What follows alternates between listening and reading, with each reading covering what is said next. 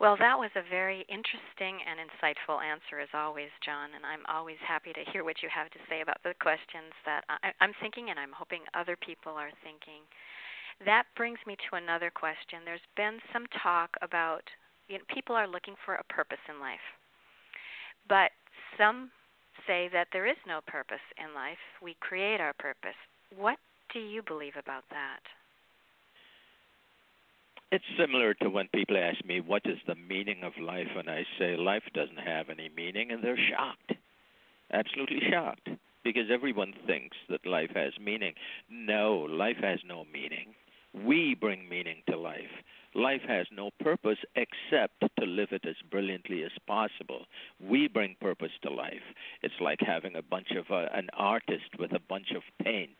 He has his paint brushes and his little things of paint, and there's a big canvas in front of him, and he sits back and he looks at the brush or the brushes, and he looks at his little containers of paint, and he looks at the canvas, and he says, what is the meaning of this canvas? What is the meaning of the paint? They really, by themselves, have no special meaning. But as he takes his brush, he puts it into the paint, and he starts painting on the canvas, out comes a beautiful picture. There could be a painting of the Mona Lisa, or any of the great artists could have produced that. The meaning is in the thing produced and what we bring to it. The artist brought an invisible part of himself which flowed through the paint, through the canvas, into something which, although it's a painting, would influence hundreds and thousands of people forevermore. So it is with our purpose.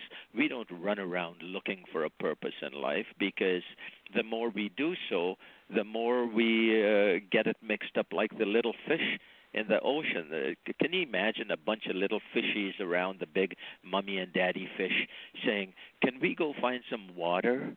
Where is water? We've heard of this great place where there is so much water.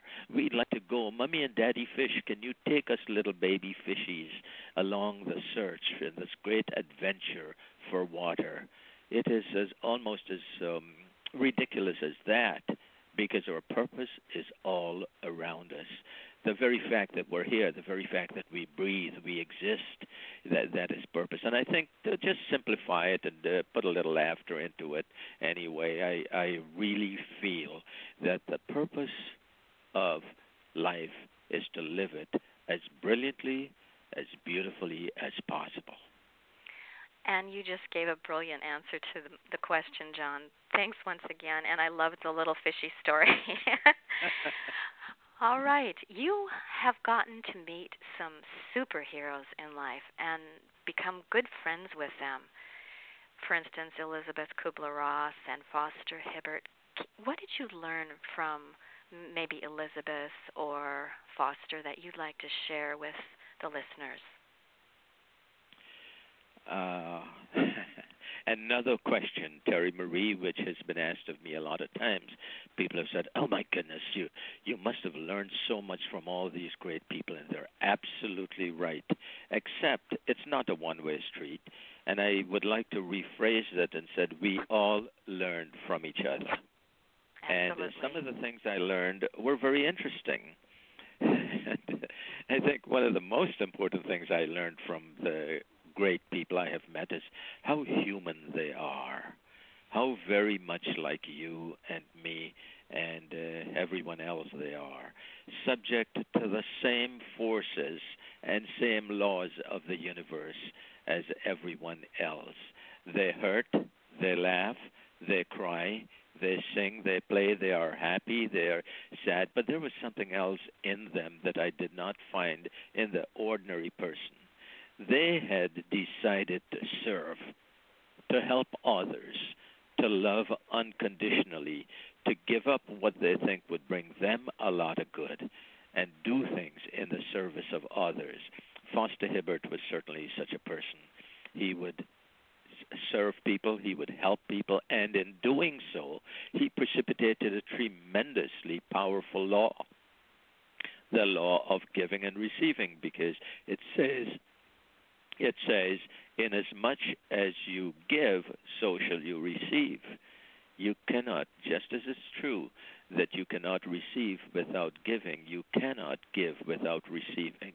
And so that made Foster Hibbert a fortune, put him in touch with some of the other great people on earth. You know, he went to school, one of his schooling or schools.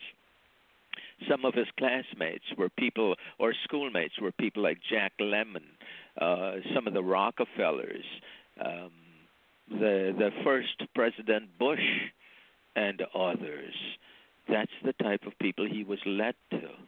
And he was a very ordinary person, but yet extraordinary in what he had done with his spirit. So it was with Elisabeth Kubler-Ross. Elisabeth was my friend for many, many years until she passed on a few years ago.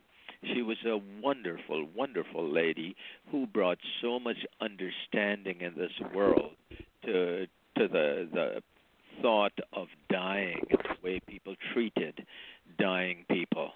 And she brought dignity to that and made a total change in the entire hospice situation in the United States, so much so that her book, the seminal on death and dying, has become required reading of almost all good medical schools on earth, if you will. And so Elisabeth and I sort of met many years ago through another friend of mine, Brad Steiger, who's an author of over 150 books.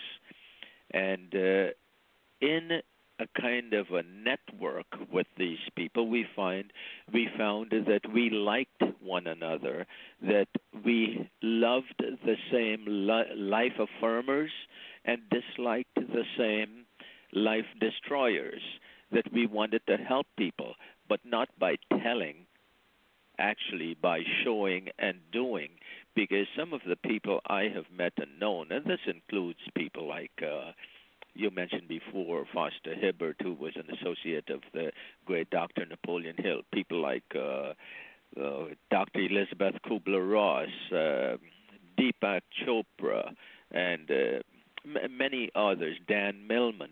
They all seem to have this desire to look into the future and bring some joy to the current situation in the life of human beings. And that's what I learned from them. They are just like I am. I am just like they are. And that they don't teach and I don't teach. We all learn. We generally meet people for one of two reasons, and maybe a combination which is even better. One is to teach them something, the other is to learn something from them, or the better of the two, the combination of the two, which is to learn and teach.